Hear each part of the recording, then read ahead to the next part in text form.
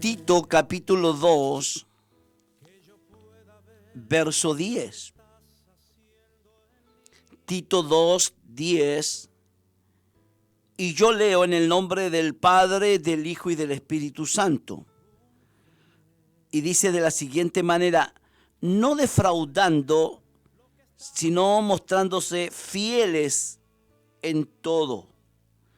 Ojo, fieles en todo, para que en todo adornen la doctrina de Dios nuestro Salvador. Señor, dame la gracia para predicar esta palabra. Dame revelación, iluminación, inspiración. Dame gracia, Señor. Porque si tú me das gracia, la gente me va a escuchar con gozo, con agrado. No quiero ser monótono, tedioso, cansador. Quiero que tu gracia esté sobre mí. Tu palabra dice: la gracia se derramó sobre ti. Te ungió Dios más que a tus compañeros. Tu lengua es como pluma de escribiente. La gracia se derramó. Señor, fue sobre ti, fue sobre Jesús de Nazaret que se derramó la gracia. Pero si tú estás en mí, yo también quiero esa gracia. Bendíceme para predicar. En el nombre de Jesús. Amén. Amén. Tu presencia y mi alma.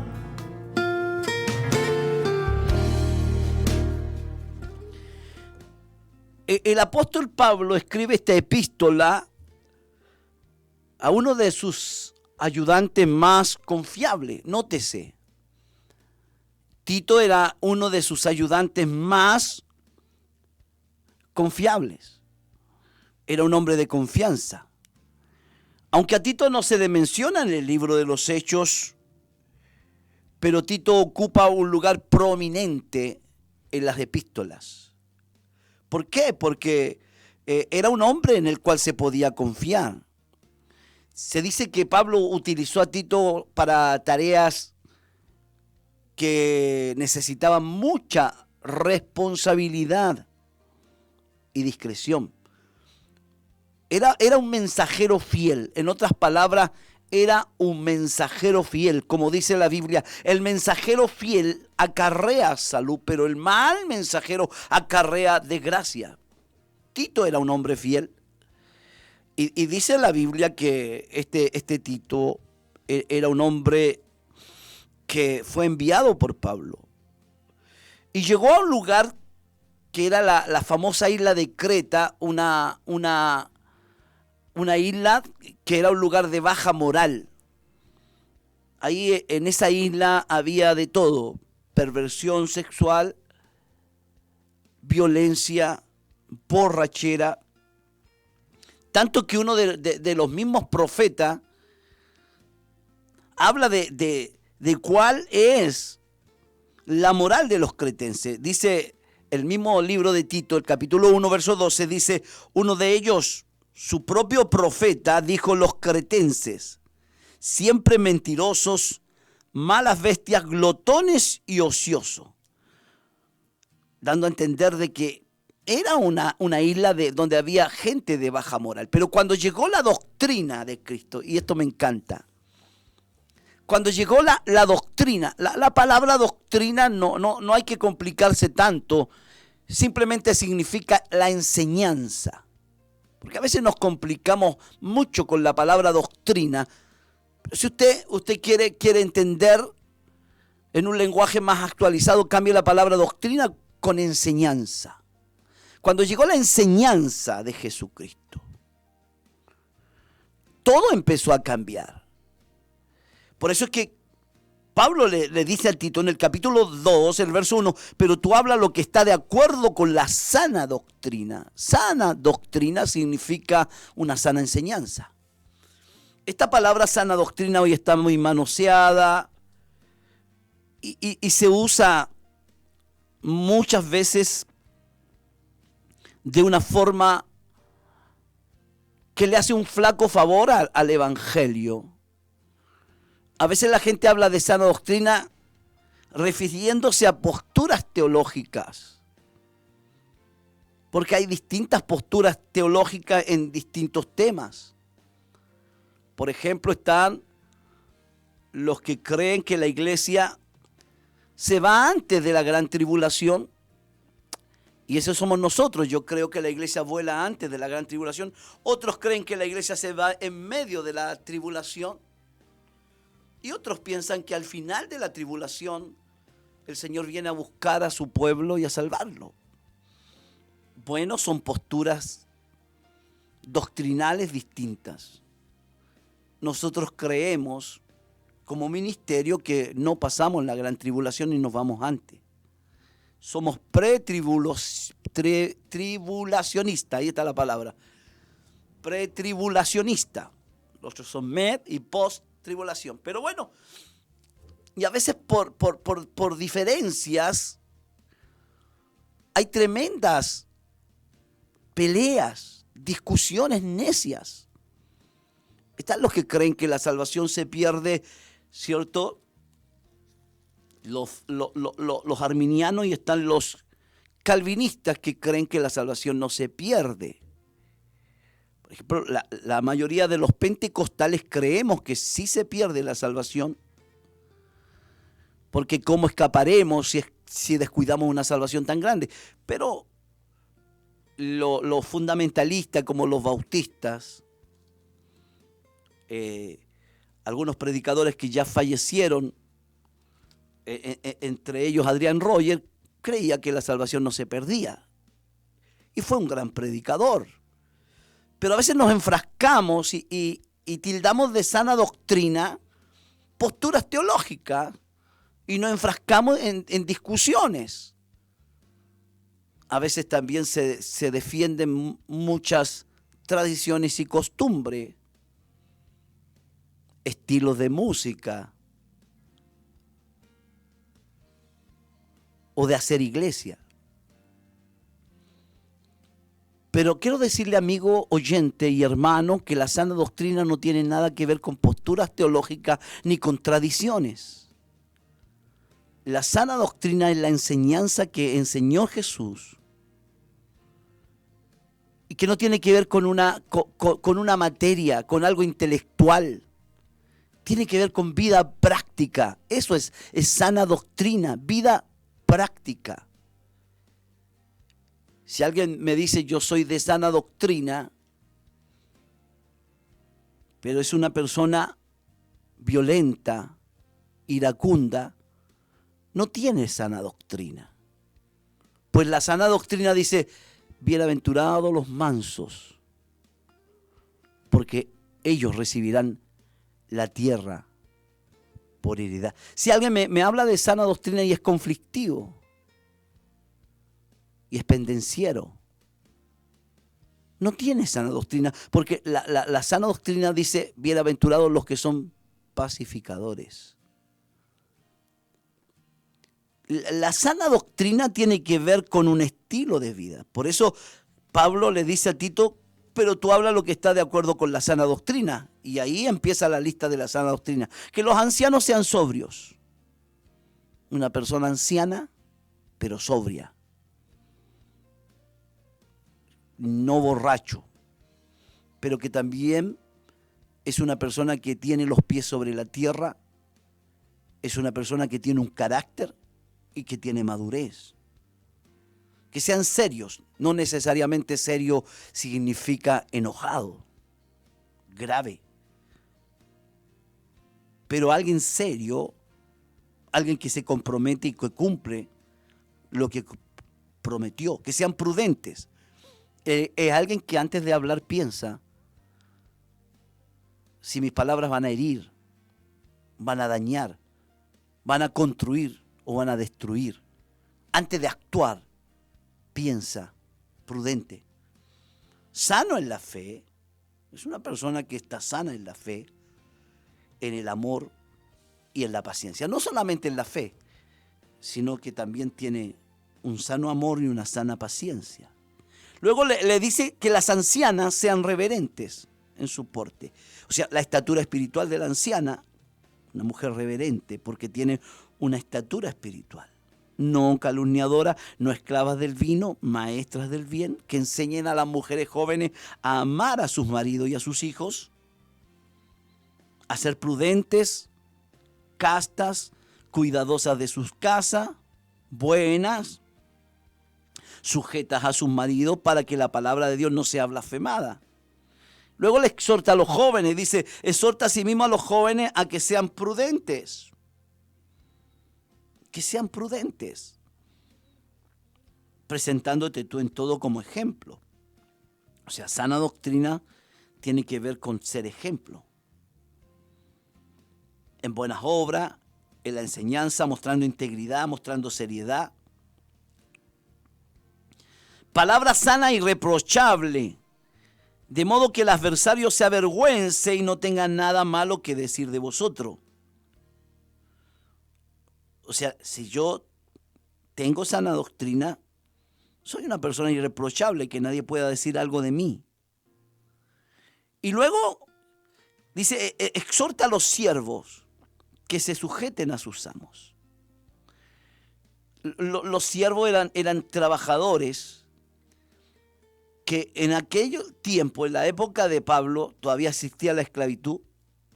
Pero habían otros que eran más libres, que vivían en una cuasi esclavitud, pero Pablo le aconseja a esos trabajadores que se sujeten a sus amos, que agraden en todo y que no sean respondones, para que en todo adornen la doctrina de nuestro Señor, que no roben, que no mientan, que no engañen. Ahora, cuando usted ve este versículo, se encuentra en una serie de enseñanzas que Pablo dirige a Tito. Le da instrucciones de sujeción, de fidelidad. Y termina con esto diciendo, para que en todo adornen la doctrina de Dios, nuestro Salvador. La palabra que aquí se utiliza para adornen, en la palabra cosmeo, con K de kilo, cosmeo. Y de seguro usted puede imaginar que tiene que ver con cosmético. Significa embellecer, hacer atractivo, decorar, adornar o poner en orden. Eso significa esta palabra. Cuando yo soy un trabajador, que todos saben que yo soy cristiano, evangélico, y llego temprano al trabajo, y marco mi tarjeta justo a la hora, o llego 5 o 10 minutos antes, no solamente la gente va a decir, él es cristiano, sino que yo voy a estar embelleciendo el evangelio, haciendo atractivo el evangelio, decorando el evangelio, adornando el evangelio. Esa es la palabra cosmético o la palabra adornen. Entonces, cuando usted ve este contexto, ve que Pablo está hablando a los siervos que vivían ¿cierto? En cuasi, dice el escritor, esclavitud. Y le pide a Tito que los aliente a adornar la doctrina del evangelio que ellos habían profesado. Entonces, ¿cómo ellos iban a adornar la doctrina? En la forma que se relacionan con sus patrones, con sus jefes. Ellos manifestarían la obra de Cristo. Que no roben. Se ha perdido hoy el evangelio práctico. Hoy hay un evangelio más semántico, romántico. Pero ¿dónde está el evangelio que predicaron nuestros viejos pentecostales? Porque los viejos pentecostales no gritaban, no saltaban tanto. Ellos eran muy calmaditos para predicar. Pero te predicaban un evangelio práctico de vida. Yo me recuerdo un varón que le hacía a su pastor unas tortillas. Él era panificador. Y siempre le llevaba a su pastor una tortilla. El pastor oraba por él, lo bendecía, le daba las gracias. Hasta que un día se enteró de que el panificador se estaba robando la harina. en la panadería donde él trabajaba. Y bueno, y decía, bueno, no creo que sea tanto pecado, total, siempre le llevo la tortilla a mi pastor. Hasta que un día le dijo, hermano, usted no puede seguir haciendo eso. Usted me va a hacer una tortilla como primicia, que no sea harina robada. Y ese tipo de enseñanza que los que llevamos ya y tenemos algunos años tuvimos. No te robe no te robe los clavos en la construcción. Que parece que fuera un mensaje ya añoso, añejo, que ya no sirve. La honestidad, la fidelidad, el no sacar la vuelta en el trabajo, el no irte al baño a dormir, el no ponerse a predicar mientras están trabajando y hablar del Señor con los compañeros. No, esa no es hora de hablar del Señor, esa es hora de trabajar. Para que en todo adornen la doctrina. Adornar la doctrina tiene que ver con embellecer el Evangelio. El Evangelio es bello, pero nosotros lo hacemos feo con nuestras actitudes. Lo hacemos feo con nuestros errores, con nuestra mala conducta. Escuchaba a un pastor argentino contar un testimonio, un hombre de negocios. Hace muchos años atrás lo escuché en el desayuno pastoral. Y decía que hizo un buen negocio y encontró a un cliente que le pagó muy bien. Pero parece que el cliente no tenía idea del negocio. Entonces le pagó mucho. Él se justificaba en su conciencia y decía, bueno, negocios son negocios. Pero el Espíritu Santo le dijo, devuélvele parte del dinero porque le cobraste mucho. Fuiste usurero. El negocio era para ganarse 2 millones, pero te ganaste 5. Devuélvele 3 millones. El empresario dijo, pero señor, negocios son negocios. Él se fue contento, sí, pero fuiste injusto. Fuiste usurero. Cuenta el pastor que fue tanto la amonestación del Espíritu Santo que tuvo que llamarlo y decirle, Señor, quiero que venga. Tengo que devolverle dinero. Usted se fue contento, pero le voy a devolver 3 millones de pesos. Porque el Señor Jesús me dijo que se lo devolviera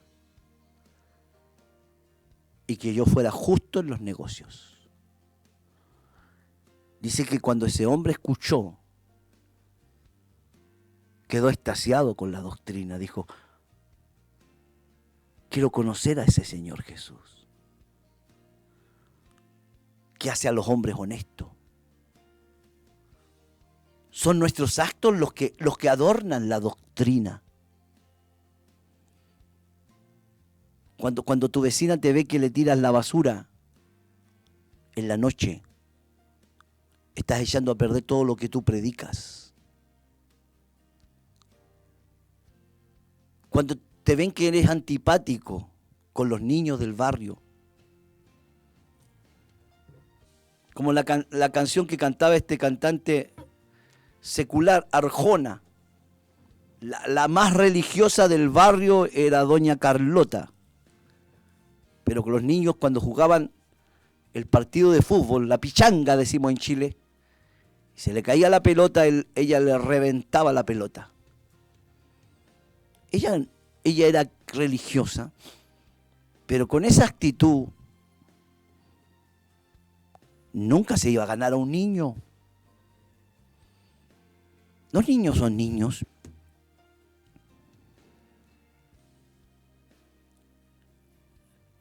Ahora, cuando la Biblia habla de adornar la doctrina, a eso se refiere. Por eso Pablo le pide a Tito que los aliente a adornar la doctrina de ese evangelio que habían profesado. Él le enseña que la forma en que los siervos se relacionen con su amo manifiesta la obra de Cristo y va a hacer que su fe se vea hermosa, atractiva. Que los compañeros del colegio de tu hijo, cuando vayan a tu casa, digan: yo quiero que mis papás sean como tus papás. Se tratan con amor.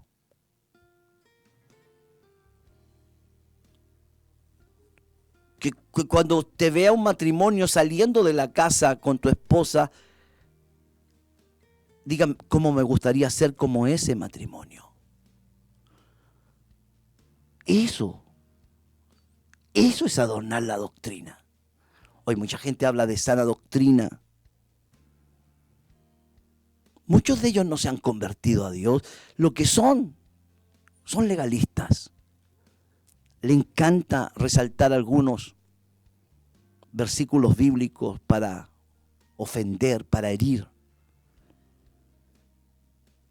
Muchos de ellos todavía usan malas palabras, garabatos, groserías, y aparentan una vida de santidad. Muchos de ellos son violentos.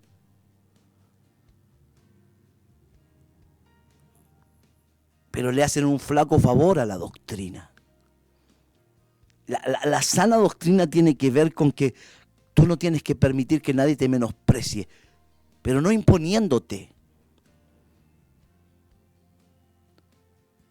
Me gusta lo que Pablo le dice a Timoteo: no permitas que nadie te menosprecie, que nadie tenga en poco tu juventud.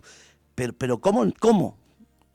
Siendo ejemplo, en palabra, en conducta, en amor, en fe, en pureza. Embellecer la doctrina en lo que tú hablas, cómo te diriges, en tu conducta, en el amor que muestras aún con los que te ofenden. Eso embellece la doctrina. Mi padre es un pastor. Llevará casi 50 años de pastor. Y siempre me acuerdo que había una hermana que hablaba muy mal de él. Y él siempre abrazaba a esa hermana, le saludaba con mucho afecto y hablaba bien de ella. Hasta que un día esa hermana no aguantó más y dijo: pastor, tan bien que usted habla de mí y tan cariñoso que es conmigo, y yo tan mal que he hablado de usted. Eso es embellecer la doctrina. Conocimiento hasta los necios pueden tenerlo. El conocimiento no es sabiduría. Cualquiera puede estudiar, leer la Biblia, ir a un instituto, estudiar teología. Pero eso no es embellecer la doctrina. La doctrina se embellece con nuestras actitudes, con nuestro testimonio, con nuestra forma de vida. Siempre cuento un testimonio porque yo lo viví. Como dice el obispo Carlos, no me lo contaron, yo lo viví. Y en el año 93 estuve visitando Argentina, un lugar que se llama Córdoba. Y en esa ciudad de Córdoba, de ahí me enviaron a un lugar que se llama General Dehesa. Era un lugar donde se producía y se hacía mucho el aceite con las aceitunas. Y ahí conocí un matrimonio, siempre me acuerdo el nombre de la hermana. La hermana era la hermana Micaela. Y su esposo, que había sido un ex delincuente. Un día me contó su testimonio la hermana Micaela y me dijo: hermano Daniel, yo era un joven evangelista, todavía yo no era un pastor. Me dijo: le quiero contar cómo yo me gané a mi esposo. Bueno, mi esposo era bueno para el trago, para el alcohol, y todos los viernes llegaba borracho, llegaba ebrio. Y yo le cerraba la puerta y lo dejaba afuera, que durmiera afuera. Yo no me iba a acostar con el diablo, me decía. Hasta que un día escuché a un predicador que me dijo, tú tienes que cambiar. En la prédica, tú tienes que mostrarle a tu marido que tú eres cristiana de verdad. Así que ese viernes llegó mi marido borracho. Como nunca le abrí la puerta, lo hice pasar, lo bañé, porque venía sucio, lo senté a la mesa y le di de cenar. Cuando llegó la noche me acosté con él. Y estaba el esposo presente y me decía, sí, así fue. Y me dijo el esposo, yo no pude dormir esa noche. Riéndose dijo, pensé que me equivoqué de casa, dijo. Pero esa misma noche le dije, Micaela, mañana yo voy a la iglesia contigo. Y desde ese día nunca más me aparté del Señor. Con el ejemplo, esa mujer se había ganado a su marido. La pregunta es, ¿estamos adornando la doctrina? ¿Estamos embelleciendo el evangelio? ¿La gente quiere ser cristiana? Porque nuestro ejemplo es el mejor argumento. No hay otra mejor predicación que tu vida. Por eso, ¿por qué no adornamos la doctrina? ¿Por qué no la embellecemos con nuestra conducta? Hoy se le da énfasis. Reciban a Cristo. Repita esta oración. Y está bien. Yo también lo hago así. Y la gente recibe a Cristo, pero ¿qué le da un énfasis al nuevo nacimiento? Tienes que volver a nacer. Porque solo con el nuevo nacimiento hay una verdadera conversión. Y hay mucha gente que vendrá a los pies de Cristo. Si esta palabra ha bendecido tu vida, escríbeme un amén ahí en el Facebook. Y escríbeme, adornemos la doctrina. Me gustaría ver eso escrito ahí. Adornemos la doctrina. Que Dios te bendiga y que Dios te guarde. Vamos, atrévete tú que estás por el Facebook. Dios te bendiga.